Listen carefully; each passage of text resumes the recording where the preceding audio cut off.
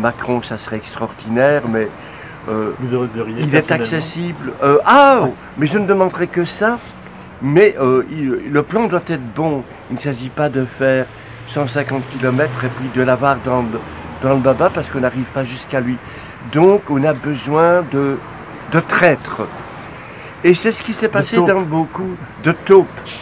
Dans beaucoup, mais comme on dit traître à la patrie, je dis traître, il est arrivé que une dizaine de fois que dans l'entourage de victimes assez inaccessibles, quelques personnages qui en avaient ras les bonbons d'eux nous montrent le coup en me disant « Ah, il m'énerve, je ne suis pas de votre bord, mais je vais vous aider parce qu'il m'énerve. » C'était grâce à ça qu'on a eu Bill Gates.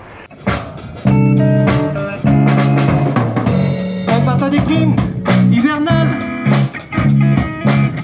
note avec pilule infernale.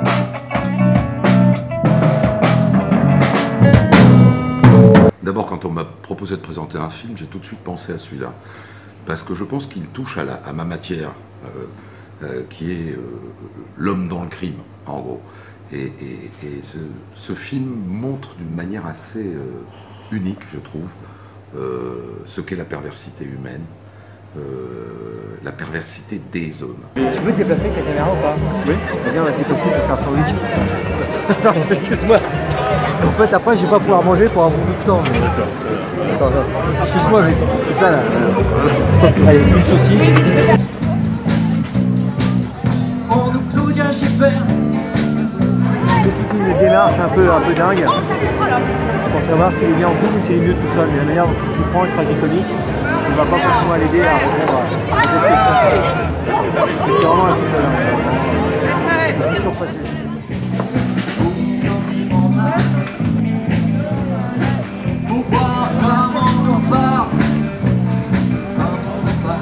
Moi, je pense que l'homme, j'ai longtemps décrit les choses de manière schématique en disant l'homme n'est ni noir ni blanc, il est gris. En vérité, il n'est pas gris, il est zébré, c'est un zèbre. Il y a une raie blanche, une raie noire, une raie blanche, une raie noire. Les gens ne sont pas... Les phases de la vie. Ouais, mais les gens ne sont pas monolithiques. Et ce film le représente extrêmement bien, donc c'est ça qui m'intéressait. Vous êtes dans une rayure blanche ou noire actuellement? Là, je suis dans du blanc, mais je peux passer au noir comme tout le monde assez facilement. On est tous là. On voudrait tous être quelqu'un de bien, mais nous ne sommes pas quelqu'un de bien, malheureusement. C'est un chemin difficile. C'est un chemin difficile. Et quelle est aujourd'hui la prise dont vous rêvez? Ben, ça serait quand même Macron, car ce qui se passait est grave. L'air de rien, il est en train de réformer crapuleusement le code du travail. Il est plus dangereux d'une certaine façon parce qu'il suscite de l'enthousiasme. Ça ne va pas durer d'ailleurs.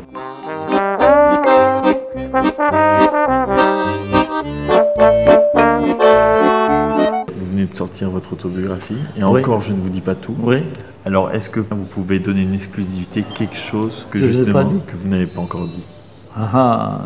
Ben ça c'est plus difficile. Il y a des choses que je ne peux pas dire parce que les gens sont encore vivants et je vais les vexer. Et puis il y a des choses que je ne pourrais jamais dire. Et vu qu'il existe en version sexuellement explicite et non. Ah, et là on a la version non censurée? Ah non, malheureusement.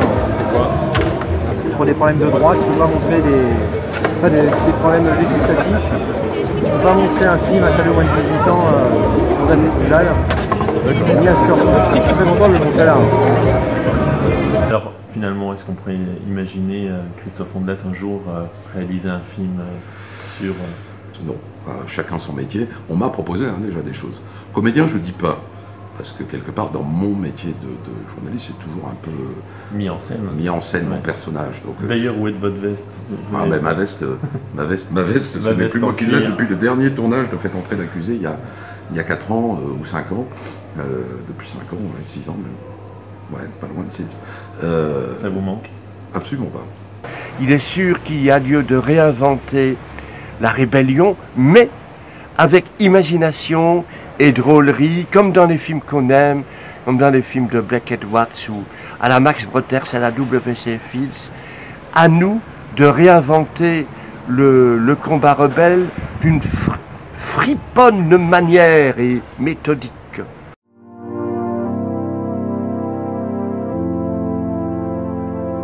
I'm feeling my heart beating with the rhythm of her body slowly moves. I love this feeling. Yeah, yeah. Well, I can't deny it. She turns me on. I can't control this burning desire. I wish we could having fun under the sun. Finalement, Christophe, on vous connaît aussi par beaucoup de gueule, et c'est ça, je pense, qui a suscité une empathie et une sympathie chez vous. Est-ce que, bon, je vous remercie, vous n'avez pas quitté cette interview en plein milieu. Est-ce que vous en avez souffert ou finalement Pas du tout. Non. Je m'en fiche totalement.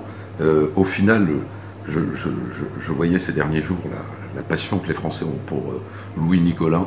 Et ben, je suis probablement plus proche de Louis Nicolin et de Henri Guénaud que de tout un tas de couilles molles qui font actuellement la joie de la scène médiatique.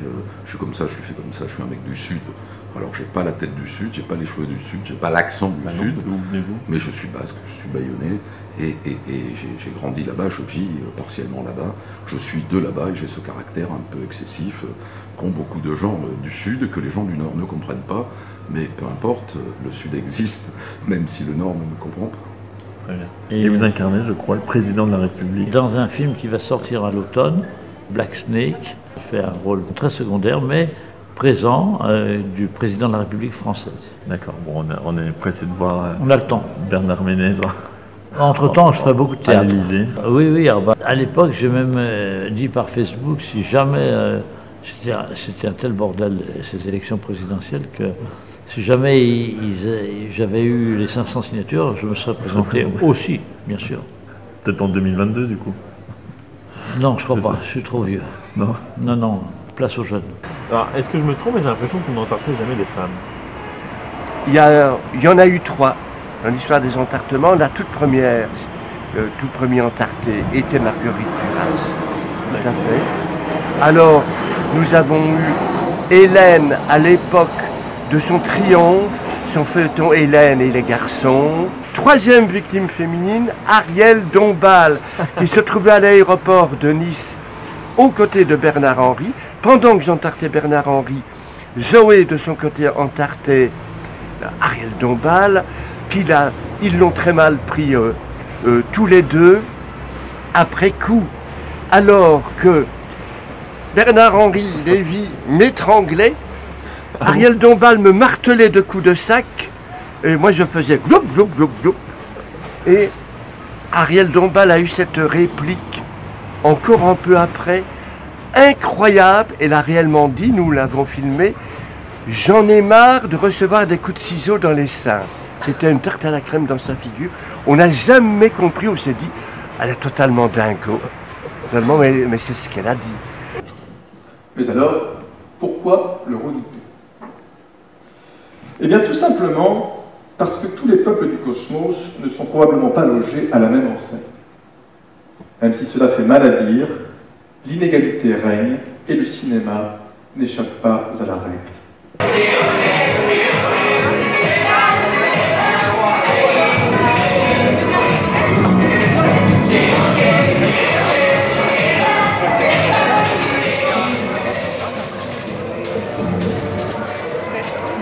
Elle est là la chaleur. C'est avec les frites à l'intérieur, etc. Oui, c'est à l'américaine, c'est avec des frites.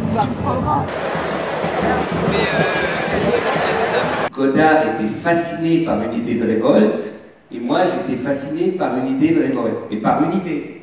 Mais déjà, son idée et mon idée étaient totalement différentes. Et pourtant, c'est mai 68 qui a réveillé sa conscience politique. Oui, c'est mai 68, oui, ça a éveillé une conscience chez lui et un dogmatisme. Imaginez-vous des mondes avec une Lune 10 fois plus grosse, ou bien avec une Lune disposant elle-même de sa propre Lune en orbite, qu'on pourrait voir tourner à vue d'œil, donnant aux arrière-plans de votre film une animation discrète mais constante. Et voilà qu'avec ma minuscule caméra, j'étais encore une fois rattrapé par la précarité de mon cinéma. En effet, le son n'avait pas été enregistré. Et alors que Benoît Forgeard m'expliquait pourtant, ou plutôt me rassurait un peu face à un potentiel cinéma extraterrestre, je me dis quand même, en voyant ces images, que si les petits hommes verts voyaient mon cinéma comme seul exemple humain, ils n'auraient pas grand-chose à craindre du cinéma terrestre.